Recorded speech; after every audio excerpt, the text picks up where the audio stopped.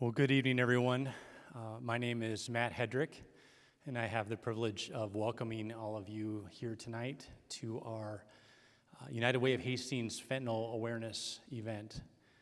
We've been doing a series of these in our community over the last couple of years, and during that time we've partnered with a number of really key organizations in our community to build awareness of the challenges that we're facing with fentanyl poisoning, both nationally but also right here in our own backyard. I serve on the board of directors for the United Way of Hastings, and in addition to that, I'm also a police officer here in town. And so this issue has become quite personal for me, as I've had to respond to a number of opioid overdoses and incidents of fentanyl poisoning. It's really brought this issue home for me. Several of those calls have been very tragic. And I've had to sit with parents and siblings and friends to help them process those first moments of shock and grief. And there's really no other word than heartbreaking to describe some of those experiences. But I'm also a father, and I'm a stepfather to 7 children. Everywhere from middle school up to a senior in college, and this topic has prompted a lot of conversations with my own children about this important topic. Because one of the things that I have learned in this journey is that this is a tragedy that can truly touch any family. But we gather here tonight to help raise awareness, to share resources, and to hear from some of these partners that I just mentioned, to do all that we can to prevent a tragedy like this occurring in our families or in our community. We've scheduled about 2 hours together tonight, but that may go a little bit quicker than that. And you should have received a program when you came in tonight to highlight the flow of our time together. And I want to point out a couple of things. One is that you will see on the front of that program a QR code, and we ask that you scan that and take a moment to fill out kind of a survey for us, a pre-event survey. And then towards the end of that program, you will also see a post-event survey, and we ask that you would also scan that and help guide us on our work in this area. For our first hour together, we're going to hear from these people who are up here on the stage with me, partners who have been key in helping get this message out to our community and to provide resources and leadership to help tackle this issue from many different angles. Because this is not a simplistic issue with a simplistic solution. It really does take a collaborative approach to tackle it. And then we're going to have an opportunity for those of you who are here tonight to ask them any questions that you might have on this topic. For our second hour together, we're going to be joined by 2 individuals from Allina Health who will share a presentation and actually walk you through a simulated teen bedroom. And when I say walk you through, it's not like the teen bedrooms in my home because there's too many clothes on the floor. You probably couldn't make your way through. But what this is an opportunity to really make this very practical and very real for us as parents and as those who have young people in our lives that we love, to help give us critical clues, really, that you and I as parents can watch for to help protect our children and loved ones from a tragedy with fentanyl poisoning or opioid overdose. And then additionally, I just want to highlight in your program as well, you'll see a number of other resources that you can reference and reach out to further increase your understanding on this important topic. Just before we turn it over to our panel speakers tonight, I want to take a moment to introduce Tammy Champa. Tammy is the new school superintendent for ISD 200, and she's going to come and share a few words as we get started this evening. All right, thank you. First and foremost, just thank you so much to those of you who came out to join us tonight. And I stand before you as a mom. So I'm a parent collectively. Together, we have 5 children. They're grown children, but a lot of trials and tribulations that they encountered as they went through middle school, high school, and it really takes a village to help protect our kids, and I'm so proud to be here and really thanking all of you, our panel, Allina Health, United Way, and the Sheriff's Department. And the partnership I've already experienced in this community has just been second to none. So with that, thank you again for being here, and I look forward to working with you and partnering to do everything we can to help protect our kids. Thanks. I also just want to point out that tonight's event, the first half of our event, is being recorded by our partners at Hastings Community Television. So thank you so much for your partnership in that as well, and something that will be available online through their channels to reach an even broader audience than we have here tonight. Well, let's go ahead and take some time and hear from our speakers. As I mentioned, we're going to have a panel discussion, opportunity for questions that you might have. We'll take a short break, and then we'll have another presentation and a walkthrough of the teen bedroom, as we talked about. But we have a number of panelists. We have Taylor Zetwick with us here tonight, Sheriff Joe Lico from Dakota County, Captain Josh Fahey, also from Dakota County, working with the Drug Task Force, my boss, Chief David Wilski, Tyler Schwichtenberg, funeral director here in town, and Justin Thomas from Allina Health. So I'm going to turn it over to our first speaker, Taylor Zetwick. My name is Taylor, and my younger brother Dalton is forever 33. He never intended for his life to go this way or to end this way. He was only 18 when a friend stuck a needle in his arm at his senior prom. He was 20 when he broke his ankle in college, and that same friend gave him pain pills, only later to tell him that it was heroin. I remember the first time that I was told that he had overdosed. Not my brother. He wouldn't do that. But he did. His life was a journey that was full of highs and lows. We had sober months, terrifying months, and many different treatment programs, but we supported him through all of it. My family has been absolutely crushed by drug addiction, which is a disease that affects a person's brain and behavior and leads to an inability to control the use of a legal or illegal drug or medicine. Now, some people may speak ignorantly, call my brother an addict like he chose this disease, but actually, he fought it every day. Some will think that can never be my child, but it can. Dalton was someone's son. He was my brother. He was a father, a fiance, an uncle, a grandson, a cousin, a friend to so many. Later tonight, you guys are going to see a bedroom simulation like it's exactly that, a simulation, something that is not real to you.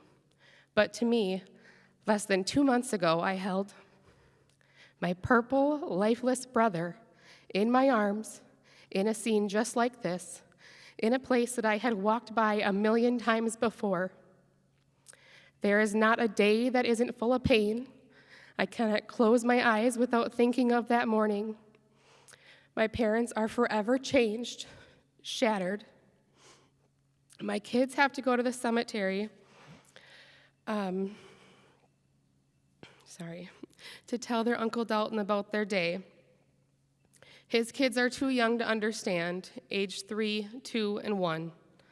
They will grow up without him, which is a damn shame, because if you knew him, the real him, you would know what an amazing person he was. His bags were packed to go to treatment on Monday for abuse of his prescription medication. So he made the decision to go buy some heroin. I can only guess that his reasoning was to get one last real high before he went. This time, it was poisoned with fentanyl. It is true what United Way's campaign says, one pill can kill. Only awareness and advocacy can save you and your family from what me and mine are going through. Please consider taking what you learned tonight and educating others. If by sitting up here and hurting in front of you helps save one single person, it will be worth it, because if love could have saved my brother, he would have lived forever.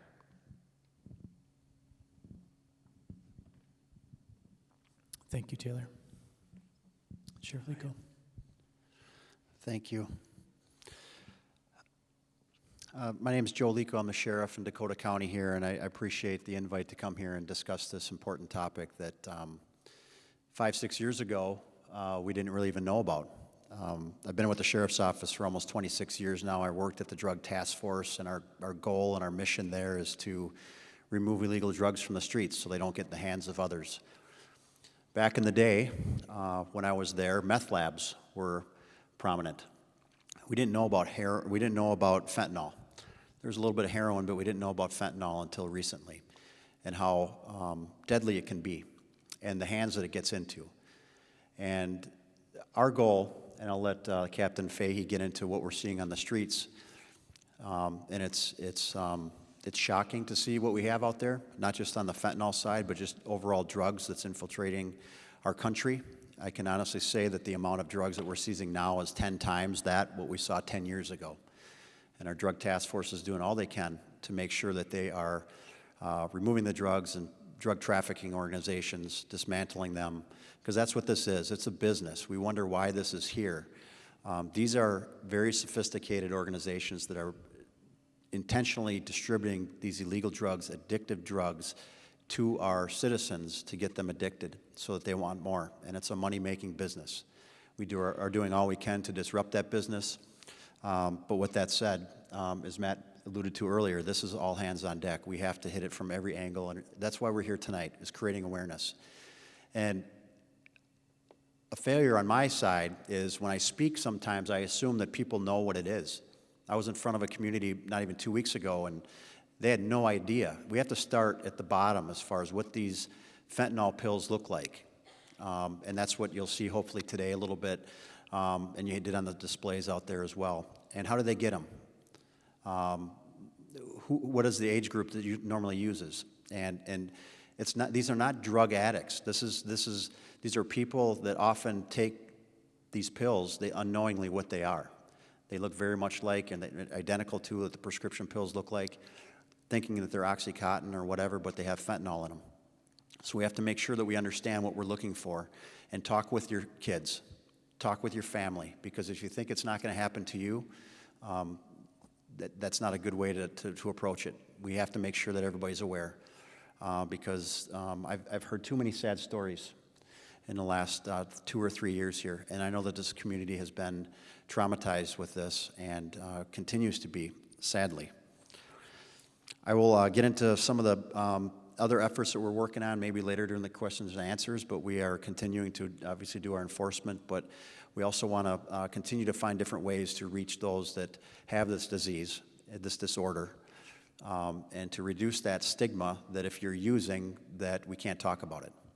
And that might be incorporating some strategies that other agencies from around the country are using, including following up overdoses. If there is an overdose and naloxone is used and they survive, it's almost like we just, okay, well, you survived it, off you go. We have to connect them to resources and not allow that to have a second time chance at taking a pill that will kill the next time through. So again, thank you for this invite, and this is a very important topic for me and mission for me and the Drug Task Force and our fellow chiefs throughout the county. We understand that we are in crisis, and we have to come together and find some solutions. So thank you. Hi, my name is Dave Wilski. I'm the police chief for the city of Hastings. And, we speak of the Drug Task Force. We do have an officer on the task force as well, as do most agencies within Dakota County. With that said, thank you for the opportunity for us to get this message across, because it is extremely important.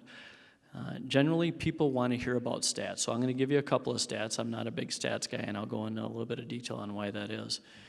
But this year, your officers in Hastings have responded to 21 overdoses, compared to 24 that we saw last year.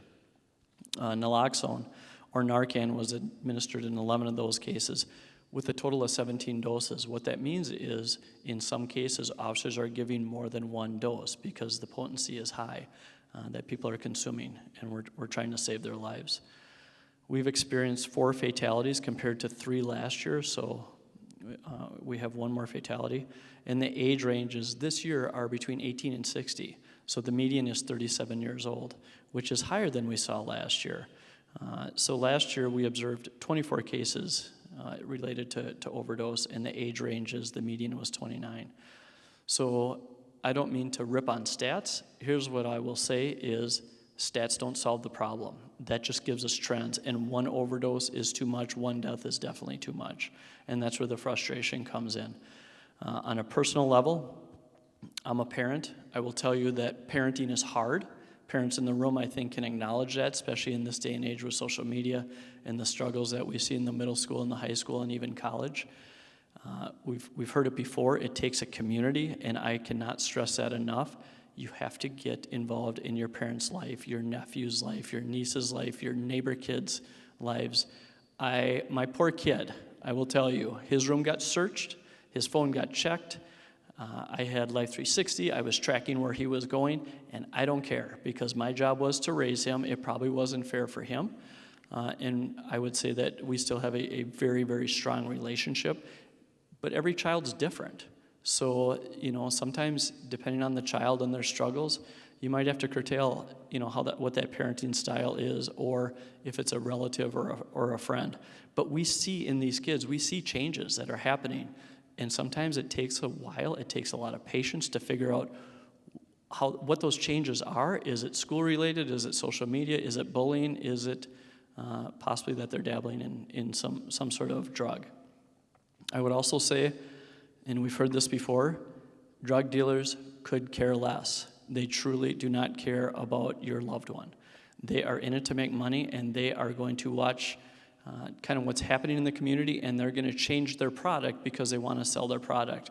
And we're doing everything in our power to keep up with those changes. You might have heard recently in regards to legislative changes that every on-duty officer has to carry 2 doses of Narcan. At Hastings, we've been doing that for a number of years, so all our squads are outfitted with 2 doses of Narcan. And it's important because it is a life-saving drug. I don't want people to have the impression that it cures everything, though, because we have to get there. So you have to have somebody that contacts us, which follows up with Steve's Law. And I'm not an attorney, and I don't practice one on television, but I will say the Cliff Notes version of Steve's Law is a person acting in good faith who seeks medical assistance for another person who is experiencing a drug-related overdose may not be charged for possession of a controlled substance, but they have to remain on scene until first responders get there. And I really urge you to look at the law in its entirety so you can understand what that means. We're all in it together. We are not going to arrest our way out of this situation. I know that's kind of cliche, but I will say we've made improvements in that over the years, and I think the community understands that just arresting someone doesn't solve that problem. We need to really figure out what their struggles are. Why are they looking for that out? Is it just the struggles of life, or is there something else that's going on? So thank you for the opportunity. I really appreciate being here and helping getting this message across.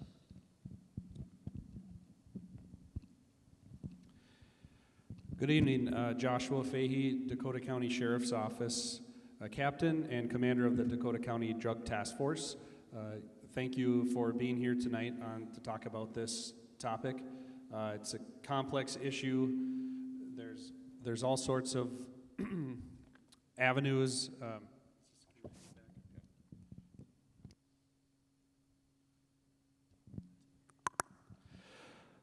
All right, this is a little better. Not so much feedback. It's a complex issue, and there's all sorts of resolutions. There's different paths to get to the resolutions, and one of them obviously is awareness. So it's important that you're here and that you're listening and participating to all the things. So as the commander of the Drug Task Force, I'll just talk briefly about how the Drug Task Force operates. It's a cooperative among law enforcement agencies in Dakota County, and that includes the Sheriff's Office, it includes Hastings Police, and nearly every city in the county, Burnsville, Eagan, Rosemount, West St. Paul, Apple Valley, and others. And every day, agents from each of those agencies get together, and their job is to find drug dealers, make drug seizures, and typically with drugs comes other things like violent crime. And so we're out there day to day doing search warrants and talking to people, doing interviews, trying to figure out what's the best way to combat this and get these drugs off the streets. Statistically, I won't get too deep into it, but we see particularly fentanyl increases year to year. They're not going down yet. In the first quarter of this year, we seized more fentanyl pills than in all of 2022 combined. So again, I'll say that again. In the first quarter of 2023, we seized more pills than in all of the entire year of 2022 combined. So it's out there, it's prevalent, it's a lot, and it's a big undertaking. In addition to that, fentanyl comes in various forms, and it's appearing in every drug seizure. Even if we have a primarily methamphetamine drug seizure, there's fentanyl laced inside the meth, and it's just kind of, we're finding it everywhere in nearly all drug seizures. So day to day, the agents are out there. We're dedicated to reducing the prevalence of fentanyl in the community. Thanks for being here. I'm Tyler Schwichtenberg, licensed funeral director in town, so I appreciate you officers being here. I know the Q&A will probably be heavily with them. I'm a newly member of the United Way Board of Directors, and obviously the funeral home is the final and the heartbreaking place that the overdoses and the opioid is affecting. And as a business who serves all people and has been around for many, many years, just to reiterate what's been said, is it is here. It is affecting families in that ripple effect of not just the friends, the relatives. You know, the circle is large for neighbors and friends of friends. So, you know, these brief moments of decisions now can really affect the community, from everything that goes around with the funeral home side of the church community, the school communities, you know, everything that the loved ones are a part of. So, mostly here just kind of for the Q&A. Like I said, I know the officers will have a lot more of the statistics, but just as the funeral home representative, more just saying that, you know, the heartbreak is here, and, you know, these little moments can truly change and affect families. It's not just over. Obviously, the grief journey isn't over in 3 months, 6 years. The grief journey truly will be with everyone affected for their lifetimes. But as the funeral home, though, we are kind of seeing just this consistent with the fentanyl in a lot of the death certificate findings. So that's kind of my wrap up.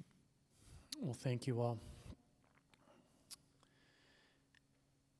We wanted to take some time tonight to open the floor for questions. I know a lot of the information that's been shared may have answered some of the questions that you had when you came tonight, but we want to give an opportunity if there's anything in particular that you would like to ask from one of those that are on the panel.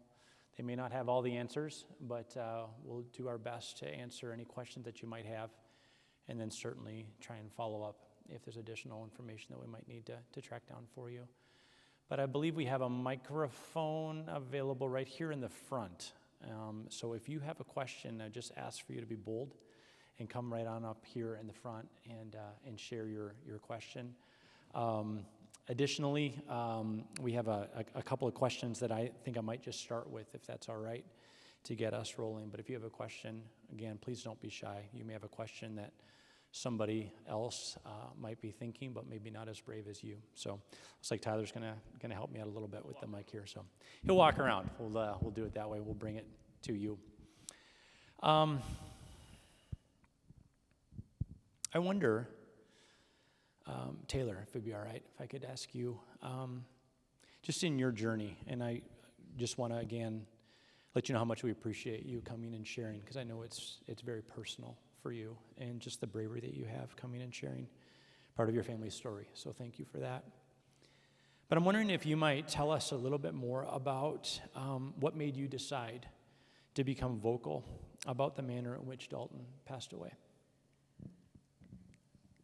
Gosh, well, I think it's just time that people start talking about it to reduce the stigma around it. I feel like people look at my family and pity us, or, you know, and we're just a normal family that we all loved each other, and it can happen to anybody. And I really just kind of want to, I guess, highlight that it could be you and your family Yeah, I mean, when we were kids growing up, the alcohol, that's what we did. I would have never dreamed that it would have turned into something like this and that my brother would have gone down that path and got so wrapped up in it. So just to make others aware. Thank you. Any questions? Looks like we've got one question there.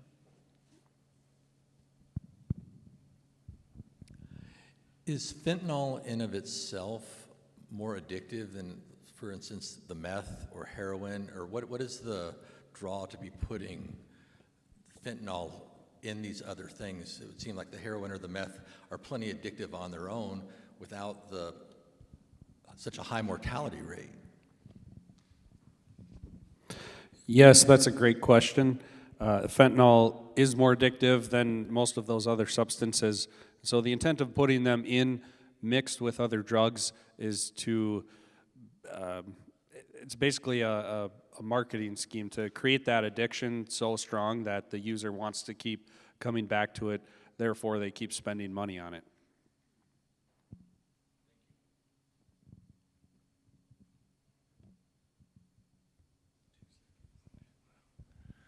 Hi, Scott Dorn, principal of the high school here. Just thinking about, we've got students ages 14 to 18, 19 in the building. Is there an age too young to start this conversation? Absolutely not. I think we got to make the point and continue to make the point that those that are victims to this are not the stereotypical drug users that you would think, right? We have kids that are get their hands on some pills. Here, try this, right? This will help you. Even those that are in sports, they get prescribed pills for pain relief, and then they come off that. They're looking to continue that. If the pain continues, and they'll buy it off the street. The scary thing about this, it comes in pill form. You're not finding, tin foil or burnt spoons or things like that you would typically see with other illegal drug use, like methamphetamine or even marijuana for that matter. You can put a pill in a plastic bag and put it in your pocket, and you don't even know it as a parent. You can mix it in with your Tylenol pills or whatever it might be. There's never too early of an age to talk with your kids about this. And I have kids too as well, and I think, that'll never happen to them, but I had the discussion with them because it scares me enough if they're gonna just experiment with this with somebody else that's doing this. They have to be in the know. And I just don't assume that they know, right? That each pill that you're given is not what they say it is. Do not trust that, right? So it's never early enough of an age to have that discussion with somebody. I think it's very important to have those discussions. Just another comment in regards to that. It's hard to give you an exact age that you would start because kids grow up a little bit differently. But when are we buying phones for kids now? 7 and 8 and 9 years old, and they have their own social media platforms. And really, that's really our arch enemy when we're talking about drug sales, are those social media platforms. So if they're already on social media, they very well could have friends. I take that back, not friends, but people reaching out to them, trying to make sales or get them to buy these products. I'm Tiffany. I was a good friend of Dalton and still friends with Taylor. To answer your question about an age being too young, I am currently 6 years in recovery. I started using my first drug when I was 11 years old, so no age is too young. And I grew up in a picture-perfect law enforcement family, so it is all types of people out there. And now, 23 years later, these kids have more access than I did at 11 years old, so they're definitely getting it at a young age.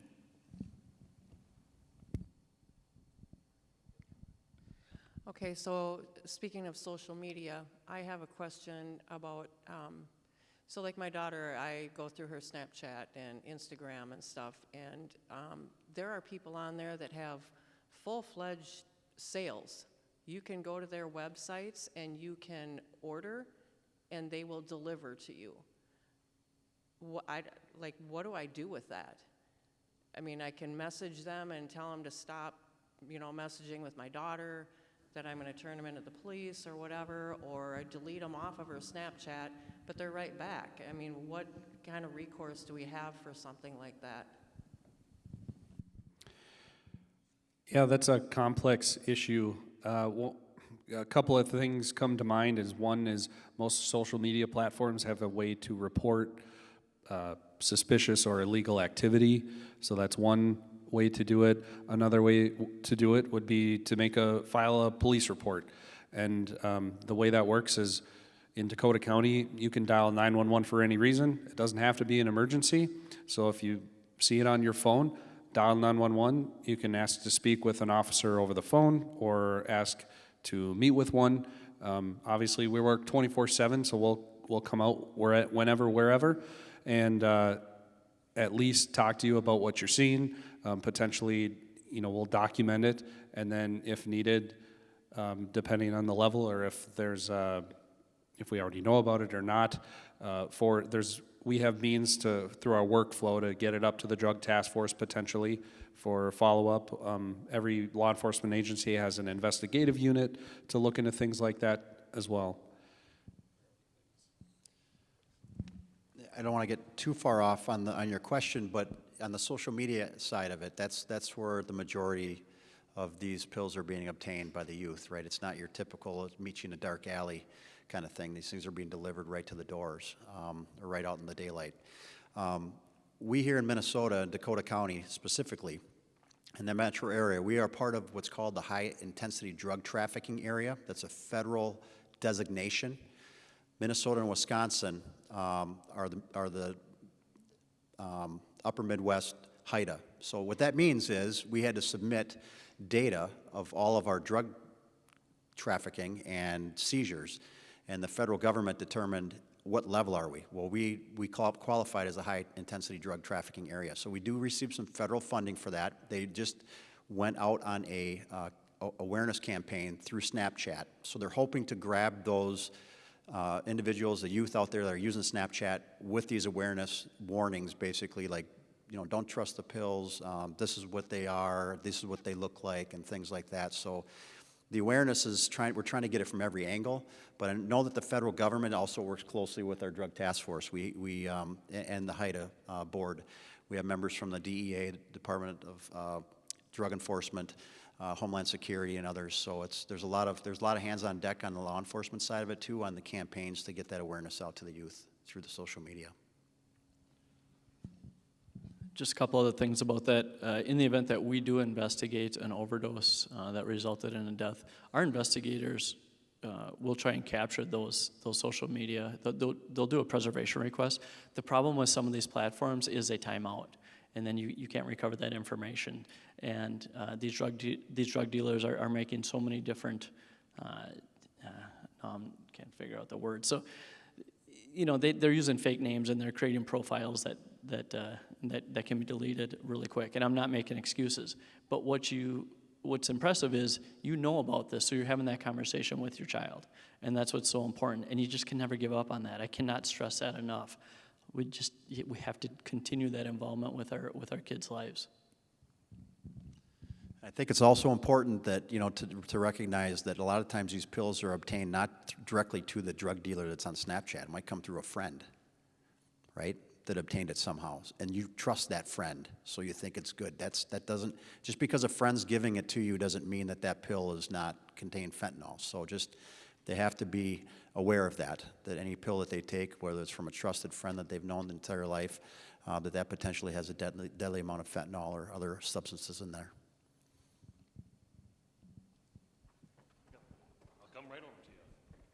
What can we as parents, grandparents, people of the public do to help you out do you just call 911? We, as a United Way, we get this out there and get this to the public, but are there any other things that you would like from the public to help you to stop this? What would your thoughts be?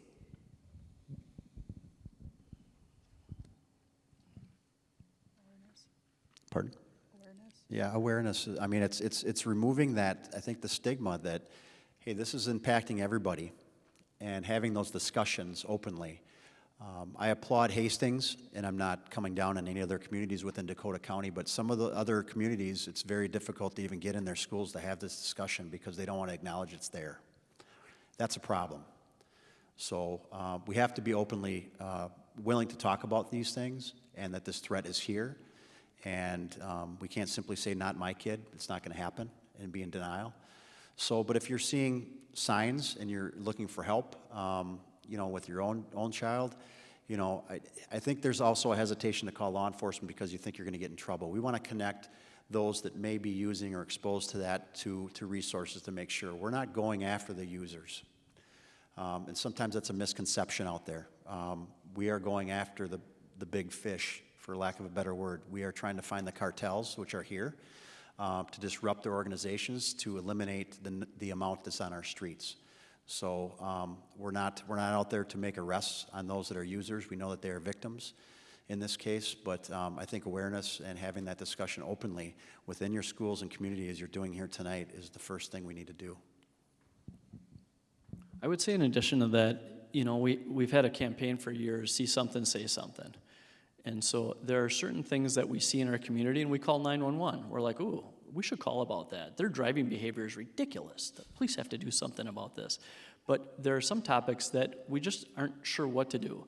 We don't know if it's a law enforcement problem, but the reality is, as parents or as a family member, sometimes we can't get that message across. But there are school counselors, there are ministerial in town, there are friends and family that might get that message across to a young adult or a student where they're not going to listen to their parents. I mean, I saw it firsthand. You know, I would see a neighbor say something to my son. He's like, oh, yeah, that makes sense. I'm like, are you kidding me?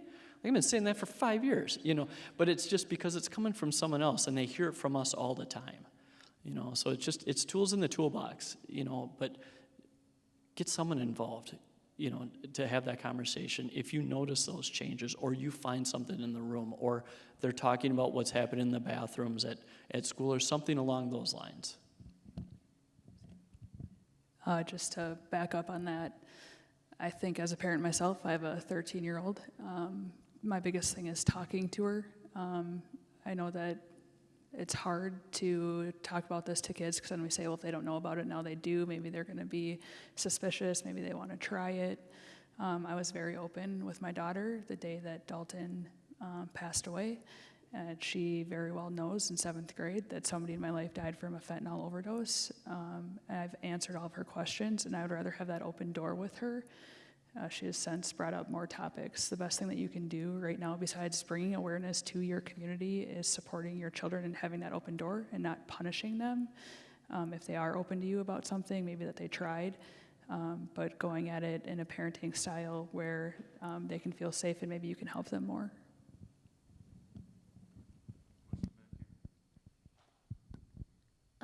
I guess you guys kind of touched on some of the things that I was thinking about, but I am a parent of younger kids, elementary school age, and I know you said no age is too young to talk to your kids about this, and so I was just curious if you had any recommendations on like the language you would use for younger kids, you know, to answer their questions and bring up this serious topic without scaring them. Along with, is there a plan for, you know, since kids don't always want to listen to their parents, you know, for you guys to come into middle school, elementary school level, and have a, you know, age-appropriate conversation with the kids in our community regarding this topic?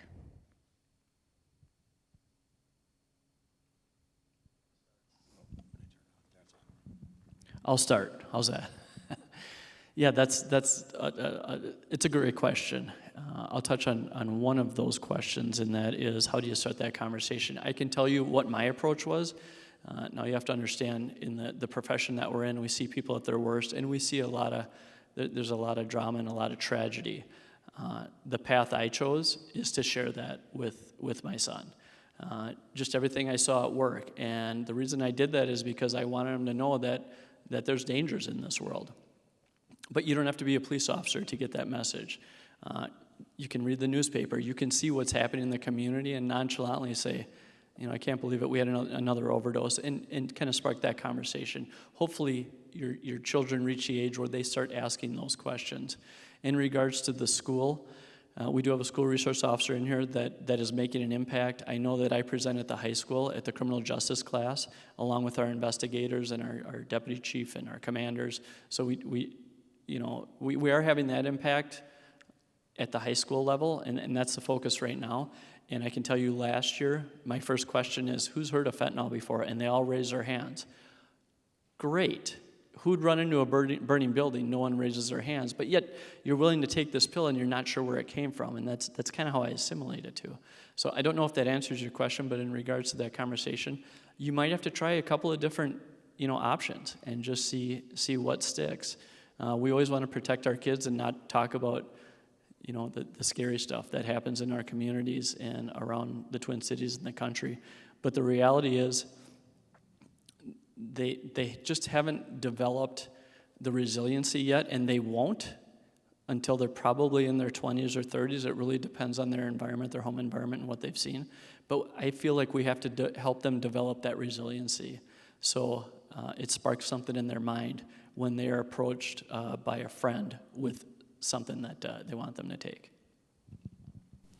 I will just highlight, I mentioned earlier about some resources that are listed in the program, and if you look on that page under the National Resources section, there's a web link there for a specific article about talking to your children about drugs, and that might be helpful. But I think to the chief's point that he made a few minutes ago, it's different at different stages. I've got a 13-year-old all the way up to a 22-year-old, and different stages, and each kid is unique, right? And I have found a couple of times, because I've had kids at that stages where they really, as soon as I start talking, it's kind of like the adults, and remember the Peanuts, wah, wah, wah, they don't really hear much of what I have to say. But trying to find different angles, people that I do know who speak into their lives and have influence. And honestly, in one of those situations, I knew that my daughter, one of my daughters really looked up to her older sister. And to have her older sister begin to carry some of this message just made it a little bit more real and carried a little bit more weight than maybe if her dad told her for the umpteenth time. So. Thank you. I was going to also say, I think that's great that we're in the high school. Is there a plan in the future to move down the line and educate our middle schoolers and even as young as elementary school kids? Since I think you said, kids have phones at 7, so I was just curious if that was something that would be in our future to educate. I do think that is an excellent point. Do we have a curriculum right now? We don't. But that is definitely a conversation that Dr. Champa and I can have. Right, Doctor? Yeah, thanks. And I know that, I know last year the ATF, I know they came into the high school and had similar conversations. I do not recall if they came into the middle school. It's very possible, but that also is another resource to get message across. And I will tell you, and I don't want to talk for school personnel, but there's really differing views from the parents on whether those conversations should be had or not. And so that can be a struggle sometimes for school staff, because everyone's in a different stage, and they have different opinions on what should be taught and what shouldn't.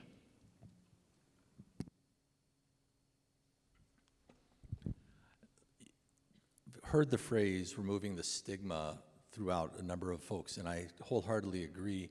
But it's not just with regards to the kids or the teens. Sometimes it's the parents also. I'm a pastor in town, and sometimes when families are struggling, they know there's an issue, but anytime issues with addiction or mental illness, many times it's the parents that are not really willing to reach out and try and talk about this to help receive the support that is out there because of that stigma. Other than I know that I keep trying to say over and over again to try and remove it, I'm again one voice. Is there any strategy that we as a community to try and say that these are victims, whether it is of a mental illness, an addiction, when the kids are getting these things that they think is Adderall and it's not, or it's something for depression and it's not, but also to address it to the parents, because the parents see it as a moral failing on their part that if I were a better parent, this wouldn't happen. And that's what I'm trying to wrestle with, is I try to support parents where they are as they're trying to care and love for their children.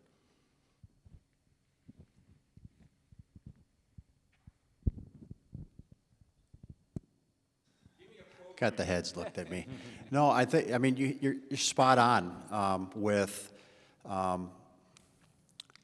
unfortunately, it's, we're seeing the stigma that's attached to if somebody is addicted, has a drug disorder, a chemical disorder, that's a failing by the parents, right? And it absolutely is not. It's the result of these drugs being on the street.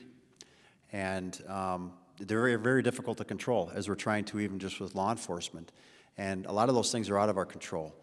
So we have to remove that somehow and say it's okay not to be okay. It's not a direct reflection on you as a parent. And we have to talk about things, and you shouldn't be put in the corner and judged a certain way. That, like with mental health, same thing. I think we're making strides in some of those areas. And by creating awareness and talking about this is happening to people that don't even expect it to happen to them, right? You can have, a variety of families from different demographics across the county, and they're all impacted the same result. It's just the bottom line is that it's out there and available, and anybody can fall victim to this. We can't judge people and others by these tragedies.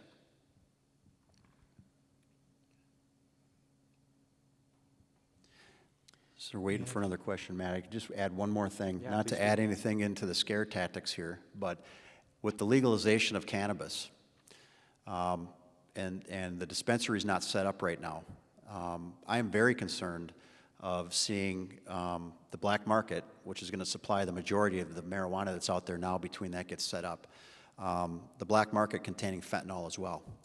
So as you see marijuana use going around, and it's going to have high THC levels from the cartels that continue to supply here. I don't know if we've seen it here locally much, but I know it's around the nation. So with the open market here now and being able to smoke basically in public in most areas, or in your homes at least, there is a great concern, me personally, I can say, that some of this marijuana that's coming in might indeed have fentanyl laced into it as well. So we have to be aware of that. It's not just in the pill form everywhere or in the methamphetamine. Now we have marijuana out there that is not being controlled, and the black market is going to take over the sales until we can control it here in the state. That's a very big concern of mine, and it's often dismissed at the state when we're going through the legalization of this, that won't happen, but we can't ignore that's a possibility. So you as parents and others in the community have to be aware of that as well. And I'm going to go back to that question. I don't have any answers. I'll fully admit it. Would it be great if we had support groups that were families in our community that somebody could go to and have those conversations in private? Absolutely, it would be. Because there's going to be a lot of reluctance to involve law enforcement at that point. You know, if we have a family struggling in town, I mean, I serve on Hastings Family Services Board. The outpouring of support from this community is absolutely amazing. So we have support in that arena, but not with a family whose child might be struggling, because you would not think that family would be struggling with a problem like this, but they are. You know, so it doesn't, you talk about demographics, you talk about race, it doesn't matter. I mean, it can affect any one of us. So I kind of put that back on the group, like, who's willing to take that charge? Start some support groups, I know ministerial is very good at setting things like this up. We work with Pastor Jim Brzezowski all the time, in related to law enforcement, but that's what I'm talking about with community. Let's come up with ideas. Let's find some answers, because that's a tough question.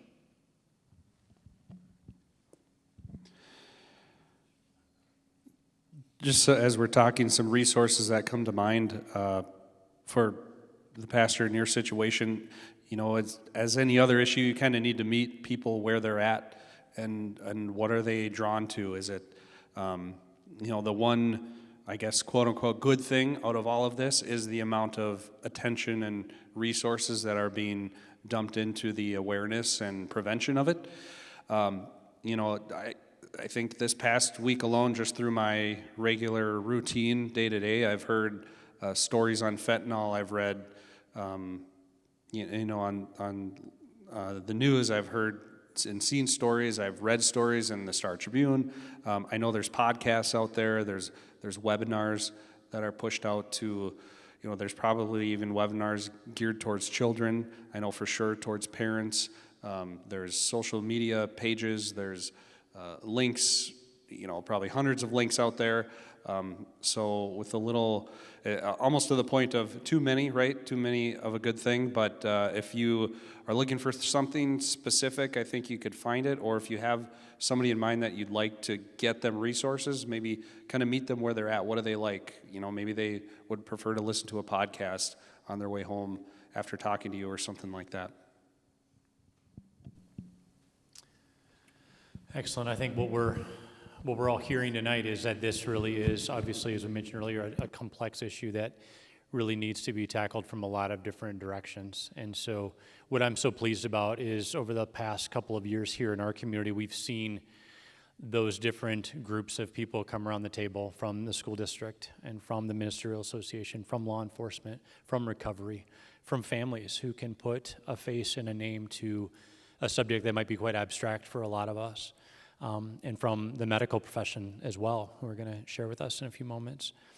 But I want to give us time for a brief break. It's 7:25. We're just going to take like 5-7 minutes just to kind of stretch and give some time just to transition. But I want to take a moment and say thank you to all of our panelists. Thank you so much for taking time out of your evening to come and share from your perspective and your experience and help answer some of the questions that we have about this very important topic. So thank you all for coming. Appreciate it.